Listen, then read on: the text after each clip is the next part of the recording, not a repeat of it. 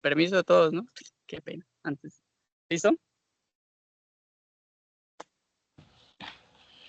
Cordial saludo, damos la bienvenida a todos en este espacio del curso de Psicología, Modelos de Intervención. Somos estudiantes de Psicología de la Universidad de la UNAV y bueno, hoy queremos desarrollar una entrevista con una invitada muy especial, quien nos acompaña, la psicóloga Caterine Oviedo. Ella es psicóloga de la UDI, especialista en familia, infancia y adolescencia de la Uniminuto, también especialista en gerencia integral de riesgos laborales, en seguridad y salud en el trabajo, la cual está también en formación de la Universidad Tecnológica del Oriente, diplomada en prevención del consumo de sustancias psicoactivas, diplomada también en psicología y con una experiencia en el ámbito de adicciones desde adolescentes hasta adultos mayores y su relación a las dinámicas familiares, trabajo social y comunitario. También programas de promoción, prevención y enseñanza en riesgos psicosociales en el ámbito laboral, a quien le damos la bienvenida y le agradecemos de antemano por habilitarnos este espacio. Hoy vamos a estar abordando el campo de psicologías y familias, que es un enfoque que aborda la construcción de metodologías en interacciones familiares. Así que bienvenida y bueno, queremos escucharla y que también pues conocer un poco más acerca de este trabajo que ella desarrolla. Así que quiero hacerle la pregunta y es, ¿cuál es su enfoque y qué funciones desempeña como psicóloga de familias? Bienvenida. Bueno, hola, muy buenas tardes, mucho gusto. Mi nombre es Caterina Oviedo, agradecida con ustedes realmente por la invitación, por esa presentación súper completa. Muchas gracias, como para entrar en confianza. Como ya lo estaban viendo ahí en pantalla, mi nombre es Caterina Oviedo Hernández. Tengo 25 años, soy psicóloga egresada de la Universidad de Investigación y Desarrollo UDI desde hace 2 años ya.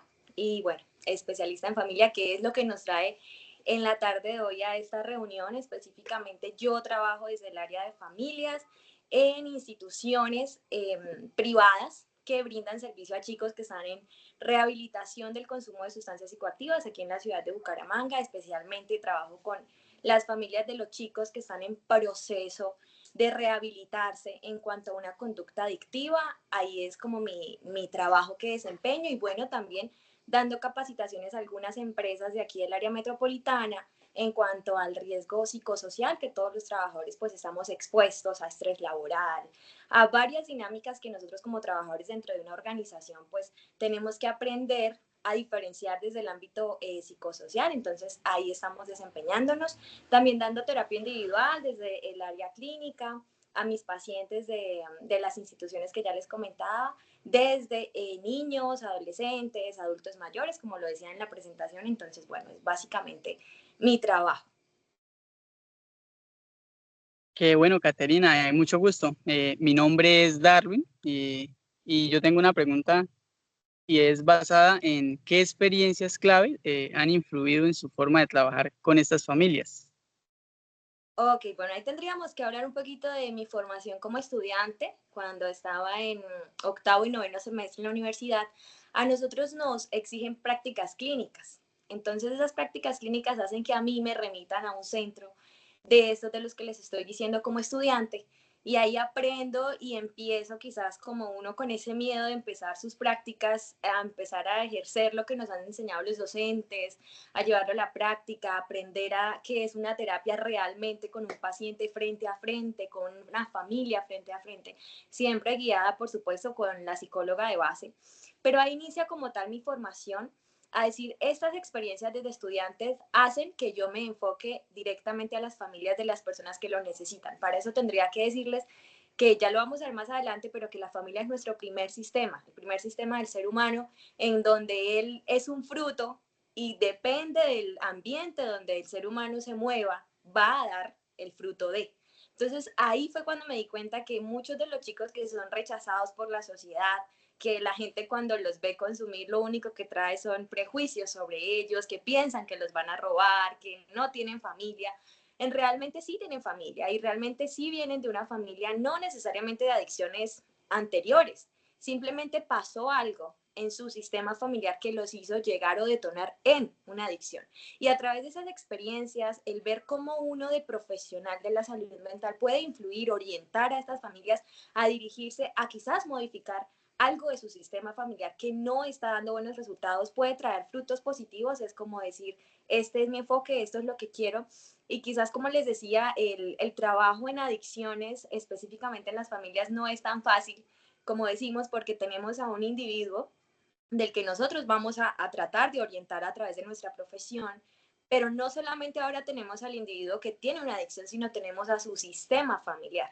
Es un conjunto de individuos que sí vienen con una misma cultura familiar, pero son mentes totalmente diferentes. Entonces, a través de experiencias como estudiante que yo decía, ¿cómo es posible que quizás en la universidad nunca me imaginé enfrentarme a un área de estas? Porque en la universidad nunca se te pasa por la mente, qué chévere, yo voy a ser una psicóloga de adicciones. No, posiblemente, y me atrevería a decir que es el campo menos, uno de los campos menos deseados, porque es complicado entender y estar frente a una adicción, pero sí es algo que necesitamos más profesionales que nos apoyen en esta área de la psicología. Entonces, a través de experiencias como ver familias recibiendo a sus familiares ya diferentes, ya con una conducta modificada o un pensamiento distinto, y ver ese resultado, y es posible que yo también como familiar de él tengo que modificar algo para ayudarlo, y ver resultados positivos son los que nos hacen a nosotros enfocarnos directamente en el modelo sistémico como tal. Muy interesante, la verdad. Y usted comenta algo acerca de las adicciones y bueno, su perfil profesional también lo sostiene. Yo me interesé hoy, de hecho, antes de ingresar a la entrevista, y es que hay unas adicciones en los jóvenes últimamente y que me parecen muy complejas y que están en las familias y son muy visibles en ocasiones. Y estas adicciones, pues, en ocasiones las consideran como tabúes. Hay una adicción que me parece muy curiosa y yo creo que usted la debe tratar ha tenido algún caso de pronto con estas adicciones y es aquellos adolescentes que de pronto tienen problemáticas con, digamos, la pornografía, una adicción que es muy vista últimamente. Y yo tengo una pregunta con base a esa adicción y es, ¿usted cómo considera que esta problemática afecta a los adolescentes, perdón, y a sus familias? Y más o menos, ¿qué estrategias usted considera que podrían servir y que pueden ser más efectivas como para abordarla? Ok, bueno, hablando de la pornografía, creo que nosotros nos enfrentamos, y lo digo yo que no me considero tan vieja, siendo un parte de nuestra generación, que vemos a una generación con una mentalidad mucho más abierta de la que quizás nuestros padres nos podían haber comunicado a nosotros en forma o a medida que íbamos creciendo. Sí, tal vez nosotros crecimos con esos valores de cuidado, de está mal esto, de no puedes hacer esto con tu pareja, por principios y valores que nuestros padres tenían atrás, que se están perdiendo actualmente en la sociedad, posiblemente sí, no todos, hay jóvenes que están o conservamos todavía parte de la crianza que nos dieron nuestros padres en casa. Pero la pornografía es un tema bastante controversial y bastante de debate, porque hay psicólogos que lo apoyan, hay psicólogos que dicen que la pornografía es esa libre expresión, que es parte de explorar tu sexualidad, de conocer, de no irte a lo desconocido. Pero hay psicólogos que decimos que es la adicción y que es una adicción que viene en producto de consecuencia de. En donde yo trabajo, como les decía, no solamente tratamos adicciones a sustancias psicoactivas, sino también a pornografía, desde niños, niños que han sido o están siendo adictos a la pornografía, y es inevitable ya para ellos el no tener su celular y no estar en un acto visualizando un acto de pornografía. Entonces, ¿qué pasa con eso? Hay estudios realmente que nos demuestran que la pornografía literalmente quema neuronas, está haciendo funcionamiento de nuestros neurotransmisores. Recordemos que nosotros tenemos neurotransmisores y uno de ellos estamos hablando de la dopamina, que es el neurotransmisor del placer. No solamente el placer sexual, claramente, placer de comer, placer de dormir cuando estoy cansado, placer de pronto rascarme un área de mi cuerpo que no encuentro, que algo me está picando y yo la encuentro y ay, eso me genera placer. Esa es la dopamina también. Pero también la dopamina entra en el área del ámbito sexual y vemos cómo nosotros estamos quitando algo de forma natural, porque los neurotransmisores están de forma natural y actúan, son sustancias químicas en nuestro cerebro porque tienen una tarea, pero cómo la pornografía entra y quita de base que tu neurotransmisor de la dopamina, que es el placer, actúe de forma natural por algo artificial. Cómo eso no solamente puede detonar un trastorno de adicción, sino también un trastorno que te pueda llevar a ciertas parafilias. Y las parafilias, recordemos que es esas conductas sexuales que no están de pronto establecidas como normales digo entre comillas, para cualquiera que vaya a ver esta entrevista y de pronto no se sienta, no sé, herido por mis palabras, pero sí que no están dentro de todo normal en la sociedad. Por ejemplo, parafilias como los fetiches, como el infantilismo, ¿sí? Como todo este tipo de cosas que nos pueden llevar a través solo de la pornografía. Entonces es complicado, ¿por qué? Porque el adolescente está siendo criado en una sociedad que le están diciendo, hazlo todo bien, no pasa nada, explórate, aprovéchate. Y para él eso es, ok, voy a ver pornografía, pero no sabemos qué clase se está alimentando acá y qué tipo de parafilias en su pensamiento se está construyendo que para él es normal. En este caso tendría que decirles, conservando la ética profesional. Hace mucho tiempo yo tuve un paciente, ese paciente venía siendo adicto a la pornografía desde muy pequeño debido a un abuso sexual. Entonces, ¿qué pasa con este abuso sexual? Debido a esto, al ser tan pequeño, él inicia su mentalidad a sentir sensaciones que no le correspondían por la edad, por la etapa en la infancia que sentía o que estaba atravesando en ese momento, perdón. Entonces, antes de eso, él empieza a buscar por qué él ahora quiere o desea experimentar a través de su abuso, no siendo culpable de un abuso. Recordemos que nadie es culpable del abuso que otra persona quiera poner sobre uno. Empieza a ser adicto a la pornografía y esto le genera fetiches. Ya siendo un adulto de más de 27 años, grababa a menores de edad desde su celular por la ventana de su casa, grababa a las niñas de su barrio jugando cuando salían a la calle, cualquier niña que está en la calle jugando con su amiga. Él desde la ventana las grababa y así alimentaba su adicción. Entonces empieza con pornografía de adultos, pasa a pornografía infantil, pasa a la zoofilia. Entonces ya nos damos cuenta cómo solamente la pornografía iniciamos con, ¿cierto? Parejas heterosexuales, pasamos a pornografía homosexual, pasamos a pornografía infantil, pasamos a pornografía con animales. Entonces, miren cómo solamente algo de un abuso lo detona a. Entonces, es complicado, necesitamos nosotros, ustedes que están en formación, ser profesionales que estemos brindando orientación a los adolescentes, pero también más allá del adolescente, aquí entramos con el modelo sistémico una vez más, a los padres de familia. ¿Qué clase de adolescentes nosotros queremos tener? ¿Cómo nosotros debemos actuar? Entonces, básicamente, la pornografía es un tema muy amplio que lamentablemente, y lo digo lamentablemente, hoy en día se está, o hay muchas posturas más bien, que no van a favor de tenemos que detener la adicción a la pornografía, sino alimentémosla, no pasa nada. Muchas gracias. Uy, qué tema tan interesante y complejo, la verdad. Bueno, eso tiene muchas repercusiones biológicas y psicológicas, muchas, demasiadas. Pero bueno, no quiero extenderme más en la temática. Le doy la palabra a mi compañera Cristina Ramón y ahorita lo que nos queda un tiempito hablamos de eso que me pareció muy interesante. Gracias. Gracias, Darwin. Hola, Dot, ¿cómo estás? Dot, realmente pues hablando del tema y eso, le tengo una consulta, una pregunta. Yo, sin embargo, estuve consultando y me di cuenta que la pregunta es esta. Dice, ¿qué modelos de intervención y técnicas son más frecuentes para el abordaje de situaciones y desafíos que enfrentan las familias? Sin embargo, me tomé la tarea y pues quiero que usted me extienda el tema y me corrija también, que estuve mirando que hay bastantes tipos, que está como la terapia familiar, trabajo social de caos, que la verdad de casos que no sabía que estaba, pero es muy increíble, trabajo social grupal, está la intervención de crisis, que realmente esa me gustaría como saber más profundo, atención domiciliaria y uso de redes sociales, pues esa sería mi pregunta y eso fue lo que yo estuve averiguando como cuáles uno podía abordar, entonces escucho su experiencia.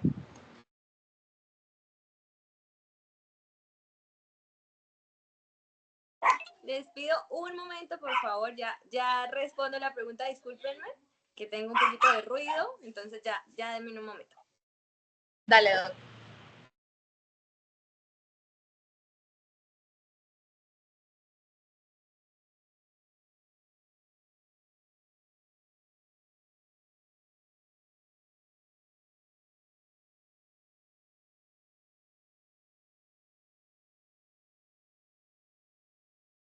Bueno, ahora sí, qué pena, perdónenme de verdad. Básicamente No, lo que decíamos, ok, de la intervención en crisis. ¿Por qué? Primero hablamos del modelo sistémico, ¿sí? El modelo sistémico es básicamente se puede creer que uno de los pioneros es John Bell. ¿Qué pasa con él? Hace mucho tiempo es estadounidense, fue uno de los primeros en hacer terapia familiar, lo que tú citabas. Entonces, esa terapia familiar consistía en que él atendía a un adolescente demasiado agresivo, pero bueno, tuvo resultados positivos y de ahí inicia como tal, bueno, o se puede creer más bien que es uno de los pioneros en nuestro modelo sistémico que hace parte de lo que yo les explicaba al principio, y es que nuestro primer sistema es nuestra casa, nuestra familia. Yo no puedo comparar a Jessica con mi crianza, por ejemplo, porque podemos tener cultura diferente, podemos tener valores distintos, podemos tener una moral diferente, que todo va impartido desde casa. Entonces, esa es la importancia de nosotros o los que nos vayan a escuchar o los que se vayan a inclinar por el área familiar, es nunca, nunca, nunca yo puedo llevar mi modelo familiar a mis pacientes e imponérselos porque es que así me criaron a mí como profesional y para mí está bien. No. Lo que quizás para mí como profesional en casa funcione, puede que en tu paciente y en la familia de tu paciente no funcione. Y por eso somos completamente diferentes, porque yo no puedo imponer mis normas y mis reglas. Yo no puedo ir a imponerle a una mamá, por ejemplo, que me esté diciendo, es que, no sé, mi hijo, para mí mi hijo, la pornografía está muy bien. Y a mí mis papás me dijeron que la pornografía estaba mal. Hay que empezar con lo que tú decías, exactamente, la terapia educativa o la terapia de grupos o la terapia comunitaria, que es empezar a enseñar, a generar una escuela de padres, por ejemplo, si hablamos de familia, la escuela de padres con un tema que se requiera, que veamos que sea necesario. La terapia de crisis, por ejemplo, hay algo que a nosotros nos dicen mucho y es que siempre nos dicen a los psicólogos que no debemos imponer juicios en el paciente, no debemos nosotros juzgar al paciente, porque nosotros se supone que somos el lugar seguro para que él vaya y exprese lo que usted quiere, o lo que él, perdón, está necesitando en ese momento expresar. Y si hablamos de la terapia de intervención en crisis, que se da mucho, mucho en las familias, sobre todo cuando hay adolescentes, es que el adolescente no se siente escuchado. El adolescente solo piensa que le están imponiendo reglas y puede que esa familia sea autoritaria, sus padres sean autoritarios y nunca le estén explicando el por qué existe, por qué le está pasando eso. O no han escuchado o no se los dijeron de pronto sus papás el porque sí, punto, porque yo soy su mamá y punto, y se hace en esta casa lo que yo diga. Pero tenemos un adolescente que está cambiando o está buscando su identidad y está diciendo, pero ¿por qué? No entiendo.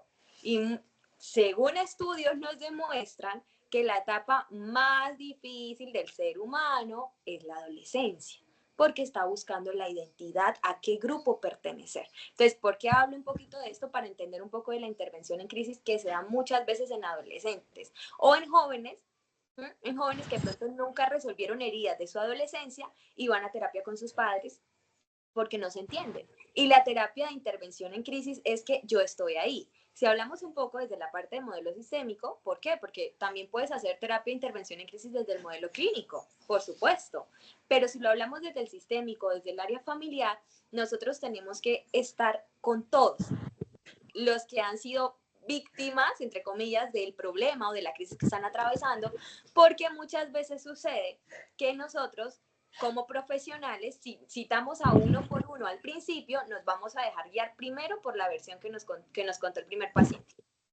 Entonces, es mejor tener o citar a toda la familia, a todos los miembros de la familia y escuchar uno a uno en esa intervención en crisis, es lo más importante. También tenemos, por ejemplo, el modelo estructural o el modelo narrativo, que es lo que se complementa con el modelo sistémico o con este enfoque sistémico y la parte de la narración de qué es lo que a mí me molesta.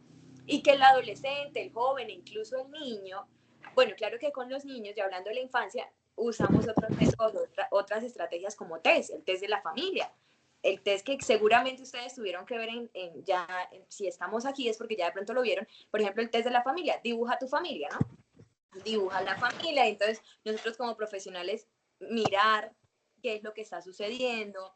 Muchos de estos casos vemos cuando nos hemos visto enfrentados, no en todos, no en su totalidad, pero cuando nos hemos visto enfrentados al test de la familia de niños, vemos cómo nosotros podemos, se refleja en ellos el abuso, posiblemente por sus dibujos, que están siendo agredidos.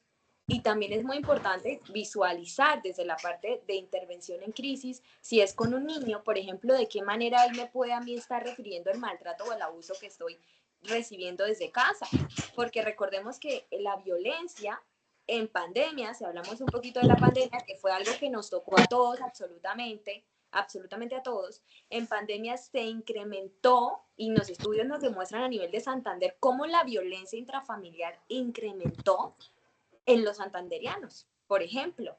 Entonces, ahí nos damos cuenta que todos estos modelos de los que tú citabas, Jessica, nos ayudan a nosotros a entender el sistema familiar.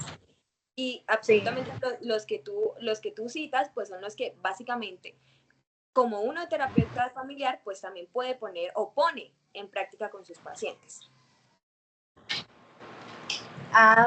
Pues ya como digamos, dependiendo del objetivo que es como la familia, entonces la siguiente consulta que tengo es cómo abordar los conflictos, problemas relacionales en las sesiones de terapia, ¿sí?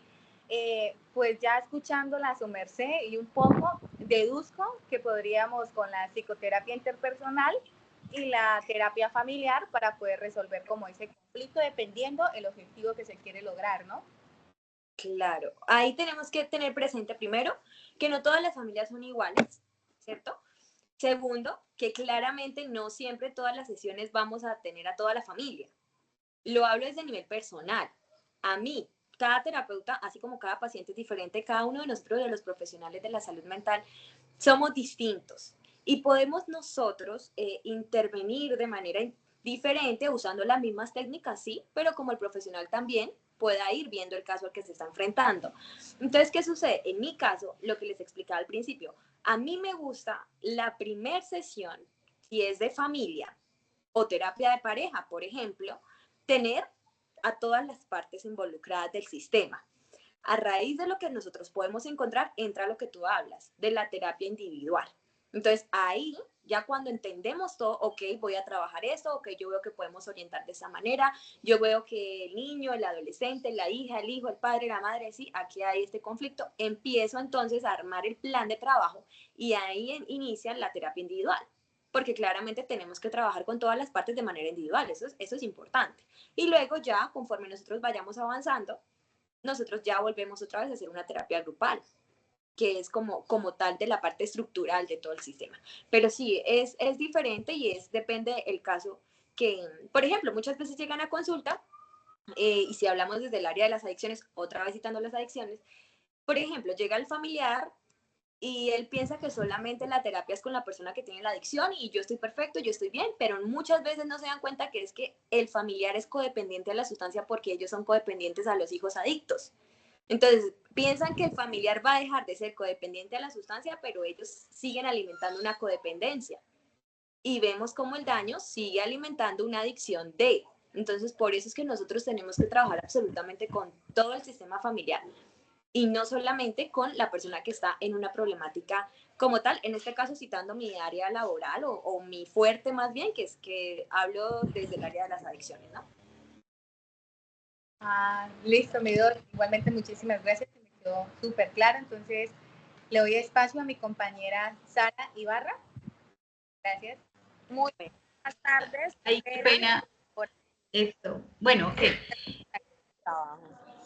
Bueno, de acuerdo con mi pregunta que realicé, porque pues está muy interesante la charla, tengo una pregunta para la doc. Buenas tardes. Y es sobre las acciones psicosociales, ¿sí? ¿Qué acciones psicosociales considera importantes para promover el bienestar y la salud mental en las familias? Ya que su merced pues nos ha hablado un poco sobre las familias y pues me parece muy interesante este tema. Ok, bueno. Las acciones psicosociales. Ahí entraríamos en lo que ya nosotros hemos citado atrás, que es la terapia educativa, la psicoeducación, porque llegan las familias.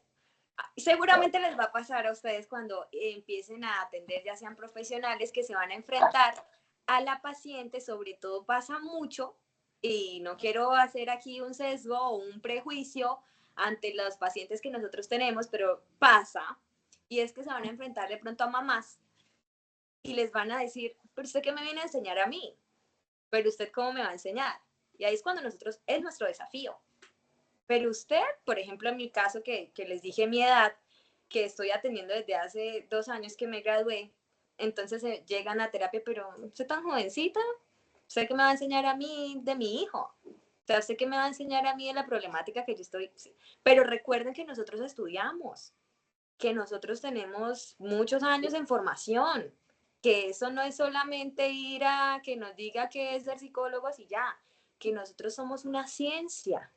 Entonces, ahí es cuando nosotros tenemos que entender que vamos a enfrentarnos a todo tipo de pacientes. El paciente no es solamente el paciente que llega a consulta y va a llorar y ya. No, el paciente puede que llegue a consulta un paciente que no hable, por ejemplo. ¿Y nosotros qué hacemos en ese caso? Si él no quiere hablar, pero ahí está. Entonces, ahí es cuando entramos con toda esta parte del área psicosocial y qué acciones nosotros podemos ayudar en la educación de las familias. Perdónenme por el ruido, de las familias.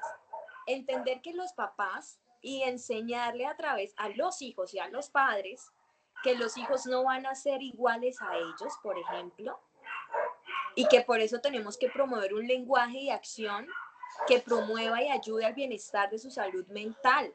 ¿Por qué? Porque muchas veces nos enfrentamos a las personas que dicen, es que mi papá a mí no me ama y él nunca me lo demuestra.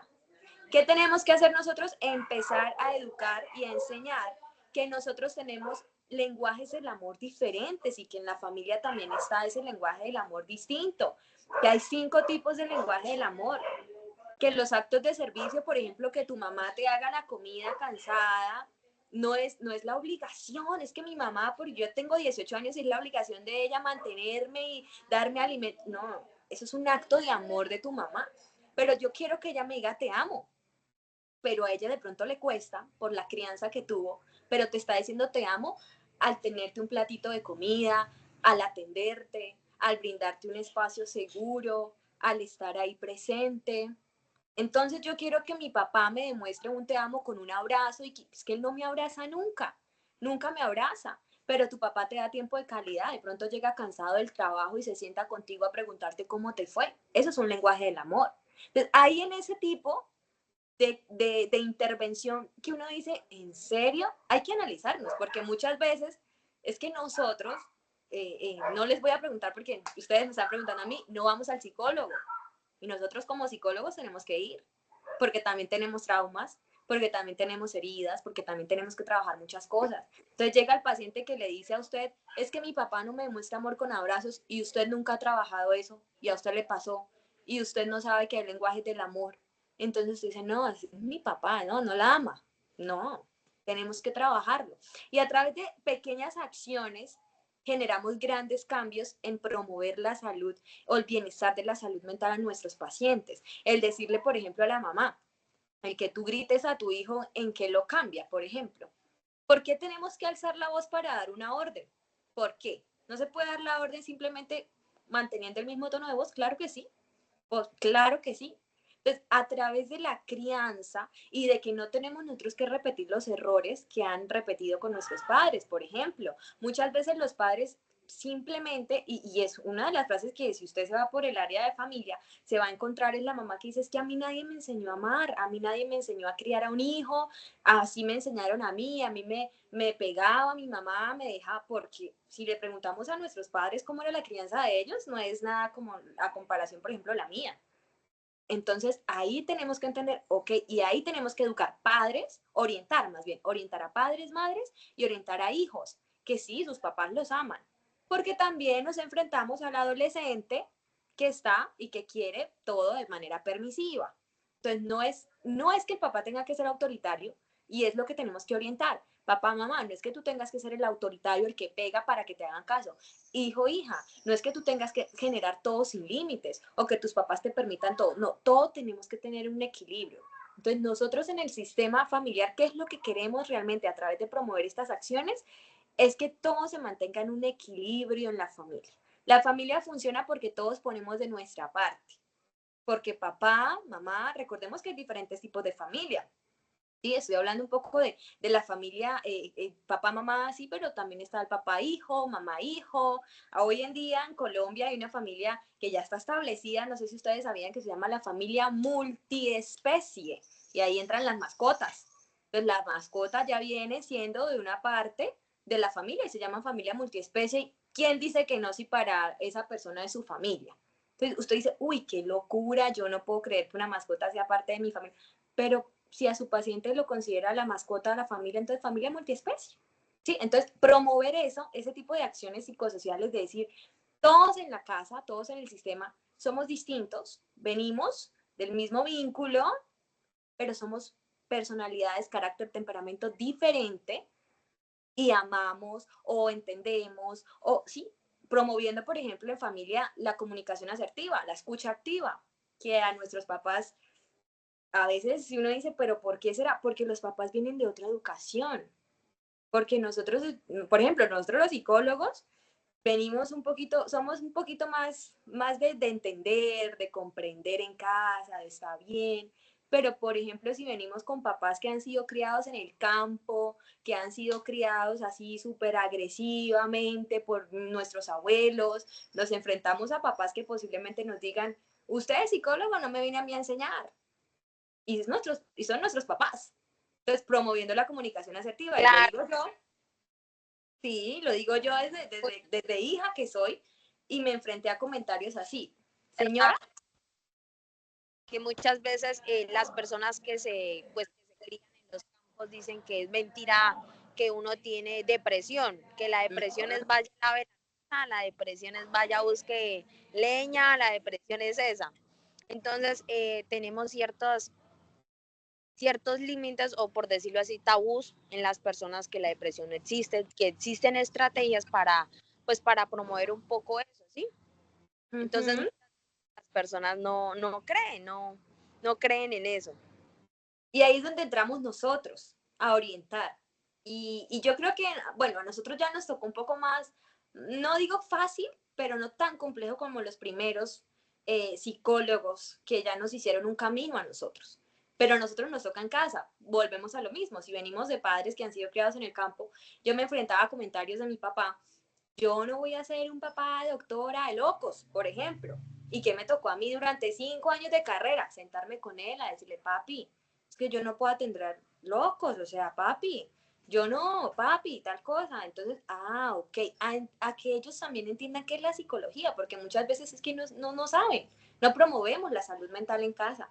A que muchas veces ellos nos digan a nosotros, por ejemplo, yo tengo sobrinos y aquí a manera abiertamente y con permiso de mi familia, lo puedo contar. Y una vez me pasó que yo le decía a mi mamá, son 3 hombres, y yo le decía, mami, eso no compares el proceso de aprendizaje de uno a otro, porque son personalidades diferentes. A mí, ¿cómo me va a enseñar usted? Y se molestan, y es entendible porque son los hijos, porque son los nietos, porque uno es el pequeño, yo que soy la menor de mis hermanos, la psicóloga. Entonces, ¿qué pasa? Uno no se puede alterar por eso. ¿Qué tenemos que hacer? Entender que tenemos que promover la educación que es psicología, de la salud mental en casa.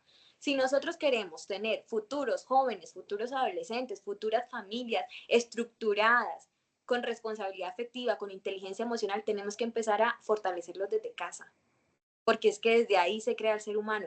Miren que hay un autor que se llama John Bowlby, que él es el autor de la teoría de los apegos, apego ansioso, apego evitativo. Entonces uno dice, si nos vamos a mirar por qué este hombre diseña esta teoría, es porque la mamá nunca estaba con él. Para ese entonces la mamá lo dejaba criando con una niñera. ¿Y por qué él pasa esto? Porque a los 4 años la niñera se va, desaparece de la vida de él y él queda con un vacío tremendo. La mamá lo manda a un orfanato a los 7 años. Vacíos, vacíos. Y él crea a partir de su experiencia la teoría del apego. Y uno dice claramente. Entonces, por eso nosotros cuando no se trabaja en la infancia, vemos a jovencitas, a jovencitos que tienen apego dependiente, una codependencia emocional ante su pareja. Y uno dice, ¿pero por qué? Ah, ya entiendo. Porque es que hay vacíos de la infancia. Padres, ¿no? Papá, porque mamá pues siempre estuvo presente en mi vida, pero papá nunca estuvo presente. Entonces, siempre uno busca como refugiarse en ese, por decirlo así, en hombre, ¿sí? Porque nunca tuvimos un papá que estuvo presente. Sí, tiene toda la razón. Sí. Entonces ya si hablamos también, vuelvo a lo de las adicciones, y es que, por ejemplo, nosotros vemos, yo les digo mucho a ellos, es que ellos suelen tener mucha inclinación hacia su pareja o hacia su pareja, la persona que ellos quieran, más grande que ellos, mucho más grande, mucho más grande. Entonces, uno es un factor común, no todos, pero es un factor común. Y uno les pregunta, bueno, ¿y como cuánta diferencia tienes con tu pareja? No, 10 años mayor que yo. Y uno dice, es un factor común, ¿por qué? Porque no hay esa afinidad con la madre. Debido a una adicción, muchas veces eso rompe una relación maternal, ¿sí? Con el rol materno. Entonces ellos buscan refugiarse en una persona que les dé ese amor maternal. Y no solo pasa en las adicciones, eso no solo pasa en las adicciones. Veamos, por ejemplo, la ausencia de padres en algunos casos, no podemos decir que todos, obviamente, pero en algunos casos niñas que no tienen el padre presente, buscan personas mucho mayores que ellas, muchísimo, me refiero a 20 años más grande, 15 años. ¿Por qué? Porque buscan la necesidad de sentirse acompañado, de tener o más bien de satisfacer una etapa que nunca pudieron satisfacer cuando estaban pequeñas y sí satisfacerla ahora. Básicamente es eso. Claro, sí, señora. Bueno, muchas gracias. Muy bonita su respuesta. Me alegra muchísimo que nos haya resuelto estas dudas. Y pues, mejor dicho, nuestro ejemplo a seguir es Caterine. Muy buena, habla muy bonito, se expresa muy bien y pues estamos para aprender. Es un camino difícil porque pues trabajar, estudiar y tener más responsabilidades es difícil, sí, pero pues esto no nos impide a ser profesionales, a ser como usted, que usted es un ejemplo para nosotros. Muchísimas gracias y mejor dicho, espero que no sea la primera vez que nos encontremos así. Me alegra mucho que nos haya despejado un poco las dudas y contarnos sobre su experiencia. Muy amable. Muchas gracias. Damos paso a nuestra siguiente compañera, la cual es Darly Ramírez. Creo que es el chico. El chico sigue. Vamos a ir Sí, con yo voy a Adriana hacer y una ya. pregunta, Ok. o si quiere yo hago una pregunta muy corta y ya salimos de mi tema, ¿listo? Y es, listo, yo quiero saber es cómo usted trabaja con otros profesionales, cómo se cuadra, cómo colaboran, qué trabajo realizan y qué beneficios a usted le han traído este trabajo como que más grupal, ¿no? Con ellos. Oh, bueno, listo. Aquí nuevamente, yo sé que yo cito mucho el área de las adicciones, pero no sé si se nota, pero es una pasión muy grande que hay en mi corazón. Y es el área en el que me muevo y me desempeño. Entonces, en este caso, yo trabajo tengo un compañero y él también es psicólogo, pero su especialidad es clínica y de la salud.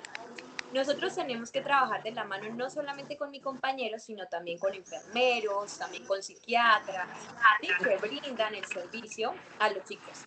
Entonces, en este caso, al ser de familia, yo tengo que, por ejemplo, empalmar a mi compañero porque manejamos los pacientes. Entonces, si yo tengo la terapia familiar, yo tengo que empalmarlo de cómo se comportó mi paciente o nuestro paciente en terapia familiar para que él de manera individual también lo pueda empezar a intervenir. Muchas veces él está presente en la terapia familiar porque él hace parte de ese enfoque sí, ese enfoque clínico, para que me logren entender, ese enfoque clínico y de la salud que es su especialidad. Cuando nosotros vemos, digamos, que hay una afectación en el sueño, que en los pensamientos, cuando hablamos de adicciones nos enfrentamos muchas veces a trastornos también de esquizofrenia, paranoide, bipolaridad, ansiedad, depresión y todos estos trastornos del estado de ánimo también, pues requieren un acompañamiento psiquiátrico, ¿sí? Con medicamentos. Tomar medicamentos no está mal y yo espero que ustedes que ya están en este ya pasito a terminar su carrera, ustedes puedan entender que muchas veces tenemos que referenciar a nuestros pacientes al psiquiatra y esa es la ruta y eso es lo que tenemos que hacer. No, y es que mi paciente me dice que no quiere tomar medicamento, pero usted lo ve que su paciente literalmente ya sí, o sea, tiene delirios de persecución. Entonces se puede hacer daño. No podemos nosotros, no, está bien manejar una esquizofrenia paranoide sin un medicamento, no. Entonces ahí es cuando nosotros entramos al trabajo también con los psiquiatras. Tenemos que ser amigos de los psiquiatras. Cuando yo estudiaba en la universidad, escuchaba a algunos profesores, no todos, que ellos nos decían, los psiquiatras y a veces no quieren a los psicólogos porque ellos quieren todo con medicamento y eso tratan de hacer terapia y entonces muchas veces uno escucha a los psiquiatras, no, sí, pero entonces, ¿qué es lo que pasa? somos un equipo y todos buscamos el bienestar de nuestro paciente. Ellos, a través de que son médicos y tienen su especialidad en psiquiatría, nos pueden ayudar y pueden ayudar a nuestro paciente en estabilizarlo, y ya cuando está estable, nosotros en intervenir en el área de psicología. Por eso es un conjunto, por eso somos una ayuda, por eso tenemos que unir fuerzas, por decirlo así. Entonces, en esta área, especialmente con mi compañero de trabajo, pues tenemos que trabajar de la mano, porque hay cosas que nuestro paciente de manera individual va a expresar: vacíos de padre, vacíos de madre, no se habla con su hermana, tuvo una discusión con su hermana, se siente con complejos de inferioridad por su familia, porque su familia lo rechaza por ser el adicto, porque su familia lo rechaza porque posiblemente les hizo daño, porque posiblemente los robó. Entonces, ahí entra mi compañero a referenciarme, a decirme, bueno, Kate, tenemos este caso, esto es lo que está sucediendo, hay que hacer la intervención familiar. Llamamos a la familia, hablamos con familia, familia nos dice, por ejemplo, tenemos al chico presente, es agresivo, se corta, se hace cutting, ha intentado suicidarse, no duerme, presenta insomnio. Él también nos expresa sus necesidades, y entramos todos a decir, ok, necesitamos pasar a psiquiatría para que el psiquiatra te intervenga. Entramos con el psiquiatra, entramos con enfermeros, con profesionales que le puedan ayudar con un medicamento, con suero, con vitaminas, a desintoxicar, a todo este proceso tan largo que es una desintoxicación. Que todos podamos ser un conjunto. ¿Cuál es el objetivo de trabajar con otros profesionales? El bienestar de nuestro paciente. Nunca, nunca, nunca es nosotros sobresalir. Recordemos, nosotros no somos los protagonistas. Nunca vamos a ser los protagonistas. Los protagonistas son nuestros pacientes. Ellos son los protagonistas. Y cada vez que tú atiendes a un paciente, terminas un protagonista, inicia un protagonista nuevo, porque es otro paciente completamente diferente. Es otro caso. Entonces, es entender eso. No es que yo me voy a lucir con mi paciente, con la familia. No. Nosotros tenemos que estar ahí es para brindar apoyo y orientar con lo que nos han enseñado nuestros maestros, lo que nos enseñan las experiencias ya cuando nosotros salimos de la universidad, y sobre todo entender que por qué es tan bonita la psicología, pero también tan compleja, de que tú te tomes realmente, te pongas la bata y digas, esto es lo que yo quiero y para lo que yo estudié, porque estamos frente a seres humanos, o sea, que recordemos que puedes enfrentarte a un paciente con depresión y ansiedad, y que si tú no te pones con la empatía que nos enseñan nosotros, o hacemos ese buen rapport, podemos herir a nuestro paciente.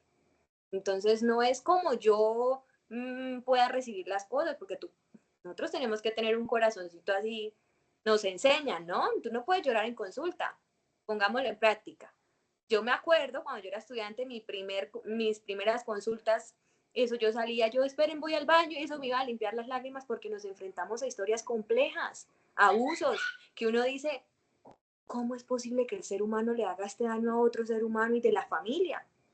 Y yo llegaba a mi casa a llorar y llorar y lloraba, y yo decía, no, yo no voy a ser capaz de ser psicóloga, yo eso me voy para las empresas, yo eso no, yo psicóloga clínica o atención o de familia, nunca en la vida, porque yo no voy a ser capaz. Hasta que un día mi jefe, que es psicóloga y que doy gracias a Dios por ella, porque puedo decir que me ha enseñado muchas cosas, la que me tocó en prácticas, me sentó y me dijo, venga un momento para acá, eso está mal lo que usted está haciendo, ponga el corazón de psicóloga, sin perder la empatía.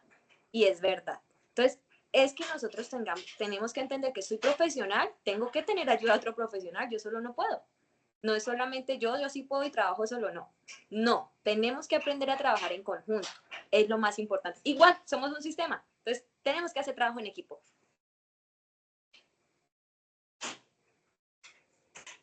Listo, muchas gracias. Uy, muchos temas interesantes que salen de acá de esta entrevista. Le doy la palabra a mi compañera Adriana, quien nos va a comentar acerca de los principios éticos.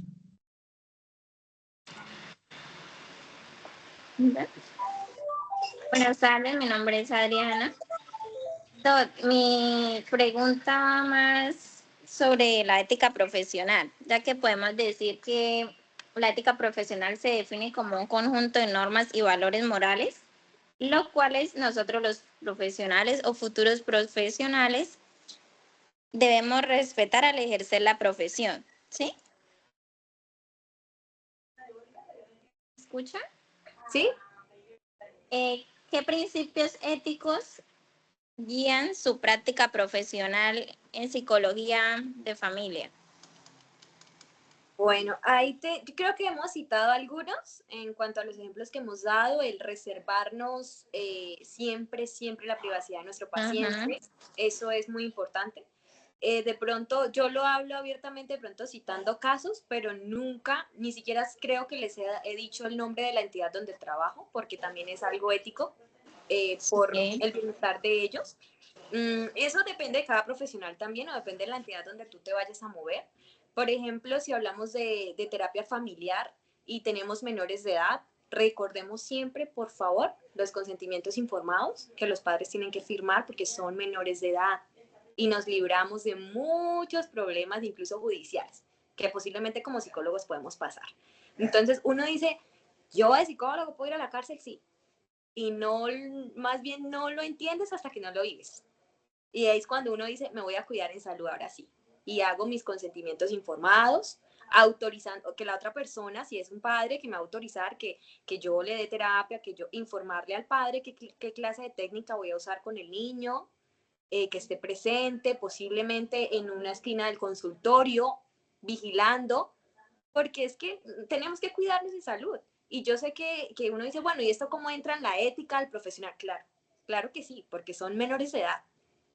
Entonces, tenemos que aprender a cuidar todo lo que hacemos en nuestra práctica. Los consentimientos informados, así sean adultos también, que ellos, por ejemplo, nosotros explicarles qué vamos a hacer. ¿Qué vamos a hacer? Me autoriza, yo voy a ser tu psicólogo, tu psicóloga, te voy a dar terapia, me autoriza, sí, te autorizo, listo, autorizado, listo, empezamos. Todo esto, por ejemplo, mantener el secreto profesional cuando es con familia, es complicado. ¿Por qué? Porque es que es la familia y entonces mantener secreto profesional de 5 integrantes de familia y que uno sabe que eso se puede ayudar para resolver un conflicto que tienen, pero él quiere mantener el silencio, pero él no quiere. Hay que aprender a manejar ese secreto profesional, pero siempre sin perjudicar o con la autorización de la persona si quiere exponer, por ejemplo. No sé, que un miembro de la familia haya sido víctima de abuso de un tío que no está en la consulta, ¿sí? Y él en ese momento quiere expresarlo, pero no sabe cómo brindar la orientación. Si tú estás dispuesto a que tu familia conozca qué fue lo que pasó y por qué a partir de ese momento tú te volviste agresivo o reservado o ya no o sienten que ya no los amas ¿sí? Entonces, si tú estás de acuerdo, trabajamos primero con él antes de yo ir a decirle a la familia, es que él es así, usted no sabe por qué, mamá, papá, porque lo abusaron. No, yo no puedo hacer eso. Entonces, tenemos que mantener el secreto profesional, mantener sobre todo también en la ética profesional que nuestros pacientes no son nuestros amigos. Si son nuestros amigos, no los podemos atender, ni la familia, eso es puntualmente. Hubo una ocasión que mi hermana, ella es profesional en seguridad y salud en el trabajo, y ella pasó por un episodio y me preguntaba cosas, entonces yo le decía, no señora, vaya a terapia, yo no la puedo atender, que usted es mi hermana, no puedo, y la mandé a terapia, y fue por allá con otro psicólogo, y entonces entendió y entendemos eso. Mi mejor amiga, por ejemplo, sí, tú la puedes orientar y es tu mejor amiga, pero no le puedes dar terapia. Y eso lo tenemos que entender. No, yo le doy terapia a mi hijo. No, no puedes. Eso es un principio ético. Familia y amigos, no. Por favor, eso tenganlo claro. Y el que también, pues, no sé si tomarlo tanto como principio ético, pero sí es una recomendación más allá de lo que les decía, hay que ir al psicólogo. Hay que ir al psicólogo porque nosotros todo el tiempo vamos a recibir, recibir, recibir, recibir. Y vamos a dar, dar, dar, dar. Y lo nuestro personal. Y también, sobre todo, es otra recomendación que les doy, ya que hablamos un poco de los principios éticos de la moral, es que tú en tu casa eres tú, no eres psicólogo 24/7, tienes que respirar, tienes que entender que tú también eres persona, también puedes vivir tu emoción. Hay casos que nosotros vamos a enfrentarnos que no podemos atender, eso es ética profesional, porque tú te puedes proyectar en tu paciente y te puede doler y no lo vas a saber orientar de forma adecuada. ¿Qué haces tú? Lo referencias a otro profesional. Por ejemplo, hay casos, no sé, específicamente de cognitivo-conductual, un enfoque, por decirlo así. Y yo que soy sistémica, tengo que trabajar también técnica cognitivo-conductual. Pero de pronto tú dices, no, pero yo tengo un colega que yo sé que va, no, él es el adecuado, referencialo. porque estamos buscando todos la misma ayuda y es el bienestar del paciente. Entonces, eso es importante y sobre todo yo creo que es lo que más que nos dice en la universidad es el secreto profesional y lo de los pacientes no son nuestros amigos, por ende no tenemos que hacer vínculos de relación interpersonal con nuestro paciente, no, no son nuestros amigos y sobre todo es un consejo que les doy, no son nuestra pareja, que a veces se ve eso, el psicólogo saliendo con las pacientes o al revés o viceversa cuando, cuando trabajamos de forma comunitaria, sobre todo en grupos. Entonces yo llegaba a mis prácticas y ahí me decían, no, esta practicante, imagínese doctora, que vino a hacer prácticas, no sé qué. Y me decía, uy, no, porque es que ¿dónde dejamos la universidad? Y eso se ve mucho en práctica, sobre todo. Entonces ahora, cuando de pronto iban las practicantes, yo entraba así sigilosamente a mirar, a ver, porque yo, tanto chicas como chicos en un punto tuvieron que unirse en población de trabajo y yo entraba así como a mirar así muy sigilosamente. Yo siempre trabajo con población masculina, no les dije tanto, o sea, sobre todo en las adicciones, ¿no? Población masculina. Y entonces yo entraba a supervisar a ver cuál de esas chicas estaba echando ojo y ahí uno como profesional también tiene que estar pilas porque es que buscamos el bienestar y no tenemos que promover cosas que los van a hacer retroceder a nuestros pacientes. Específicamente estoy hablando del área de las adicciones y del área de comunidad, ¿no? Básicamente es eso.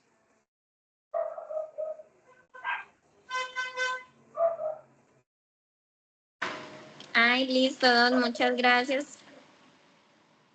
Con mucho gusto. ¿Listo? Bueno, creo que ha sido bastante enriquecedor este espacio.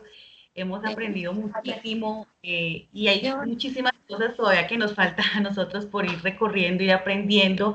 Y yo creo que ya para ir cerrando hay una pregunta y es, ¿qué consejo daría a esos futuros profesionales que desean trabajar en este campo de la familia?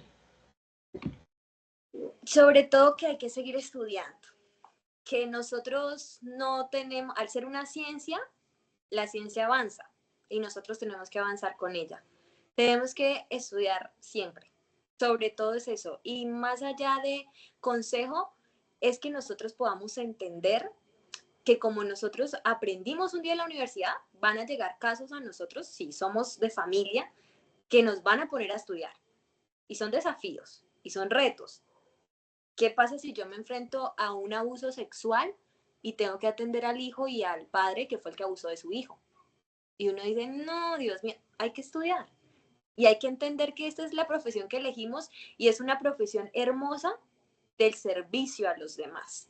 Cuando nosotros, y si nosotros elegimos la psicología, yo estoy más que segura, y no sé si lo han escuchado, pero no lo elegimos por economía o por dinero, porque no, lo elegimos por amor y lo elegimos por servicio a los demás. Y ese amor y ese servicio y esa pasión de servir nunca se nos puede olvidar, porque eso es lo que nos motiva a nosotros. De familia, entender que todas las familias son diferentes y que nosotros no podemos, creo que ya lo dije, imponer lo que me enseñó mi familia a mis pacientes. Nunca es imponer, siempre es escuchar, orientar y servir, que es lo más importante, y no dejar de estudiar, que nos graduamos del pregrado, pero eso no puede quedarse ahí. Tenemos que seguir estudiando, formándonos, porque es que somos una profesión de servicio y para dar servicio tenemos que darlo de forma buena, de calidad.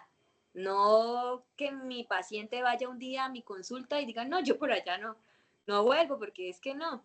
No, que mi paciente se enamore del proceso terapéutico que tiene que hacer y que genere buenos resultados. Que seamos profesionales, que seamos recordados y que podamos decir, uy, sí, este profesional me orientó bien, y no recordados al decir, no, la psicología no, porque pasa, y hay pacientes así, sesgados con la psicología. Entonces, mi mayor consejo es formarnos, seguir formándonos, seguir amando, sobre todo nuestra profesión, desde ya que uno se enamora, estudiando en psicología se enamora, y nos vamos enfocando, solo que la familia es un reto, no por espantarlo, sino como yo les decía, no nos enfrentamos a uno, nos enfrentamos a varios individuos, son varios, pero es bonito trabajar en grupo. Ese es como mi consejo como tal. Exacto, y por lo que la familia es un sistema interconectado, entonces tenemos que unir todas las piezas en una intervención. De verdad que mil gracias, no sé si algún compañero quiere también agradecer y y de verdad que ha sido muy significativo en lo personal esta intervención, este encuentro, y hemos aprendido mucho porque esa era la idea, poder ya con un poco más desde su experiencia, nosotros en un futuro nos vamos también a enfrentar esa experiencia, entonces ir como conociendo todas esas situaciones que podemos llegar a vivir y que tal vez nosotros de pronto desde lo teórico uno no lo aborda hasta que está en la práctica. Entonces no sé si algún otro compañero quiere intervenir algo más o vamos dando ya por cerrada este espacio. No, nada, yo solo agradecer a la doctora y por habernos resolvido todas las preguntas. Realmente se extendió mucho y me alegro demasiado porque dedicó más tiempo del que nosotros teníamos como planeado.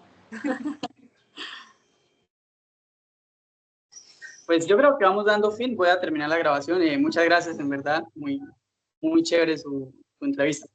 Toca para la próxima hacerlo. La grabación y ya.